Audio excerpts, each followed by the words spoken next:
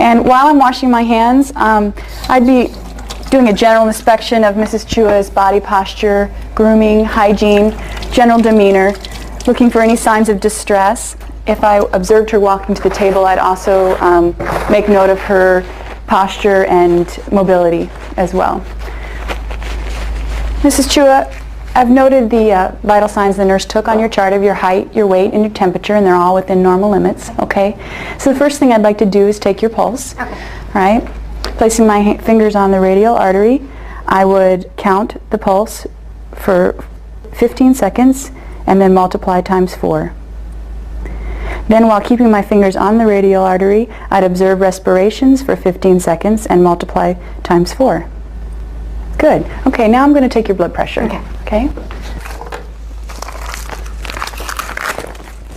All right. Make sure we line up the arrow with your brachial artery.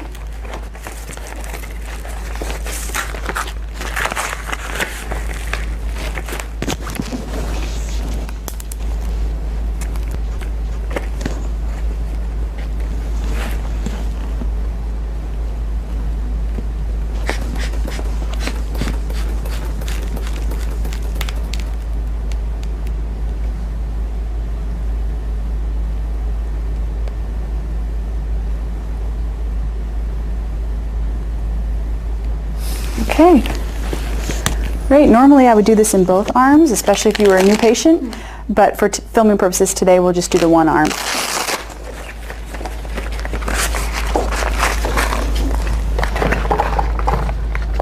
Next I'm going to just do a general inspection of your skin, looking for any signs of lesions, noting the color, the temperature, the texture, and the turgor. All appear normal and healthy. Okay. Now I'm just going to do a visual inspection of your facial features, noting your hair pattern, configuration of your scalp and skull, any lesions on the face at all. Then looking at cranial nerve 7, I'll have you squeeze your eyes really tight, good, and smile big for me, and put air in your cheeks. Cranial nerve 7's intact. Now, Mrs. Chua, I'm going to test for cranial nerve 5, sensory, so I just want you to indicate when you feel me touch you by saying now, okay? So just close your eyes. When you feel me touch you, say now. Good. Now, now, now, now, now. Excellent. You can open your eyes. Now I'm going to palpate the facial bones, okay? And the frontal sinuses, any pressure there? No. Okay, and maxillary sinuses, any pressure there? No. Okay, we'll palpate the TMJ. Have you open your mouth, move your jaw side to side, and clench your teeth. The cranial nerve 5 motor is intact. Good. And the facial bones are all normal. Okay, now I'm going to go ahead and palpate your scalp and your skull. Again, noting the texture of the hair, the pattern of hair distribution, and any lesions you may see in the scalp line. And everything looks healthy and normal.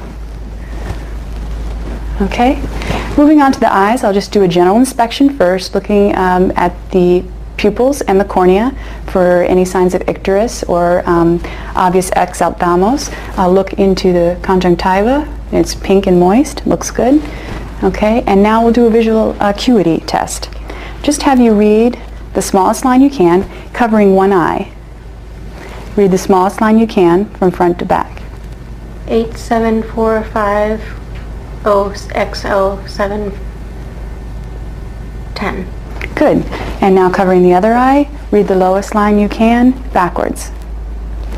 101400X 836. Good. And you have 20/20 vision. Very good. Okay. Now, continuing with the eyes, I'm just going to note the depth of the anterior chamber, noting that there are no crescent shadows. Good. And then the corneal light reflection. The direct pupillary reflex. And the concentric pupillary reflex. Okay. Very good. Now I'm going to test extraocular movements. Have you just look at my finger. You're going to follow my finger with your eyes without moving your head. Okay?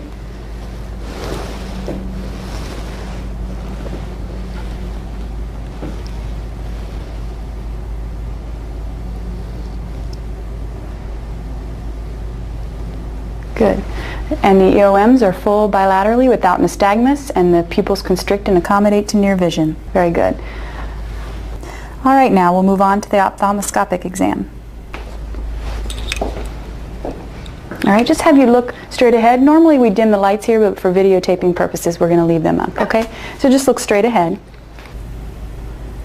I'm going to obtain a red light reflex. And then note that the cup disc ratio is 1 to 2, the AV ratio is 2 to 3, without nicking or spasms. Do the same thing on the other side. And have you look at me, looking at the macula and the fovea, which we do on both sides as well. With Welch-Allen's new panoptic ophthalmoscope, we're able to obtain a panoramic view of the eye grounds. Actually, the view is 5 times larger than with a standard scope, and we can easily view the fundus in a lighted room or even when your pupil's small and not dilated. Okay? The way you operate the scope is first to focus on a distant object, and then you want to obtain a red retinal reflex in the patient's eye. You're going to move the eye cup into contact with the orbit. That way you achieve the best picture. And you can focus using the focus wheel with your thumb. And you're going to examine all 4 quadrants of the eye grounds. What's really nice too is that you can move to the other eye without changing hands or viewing eyes.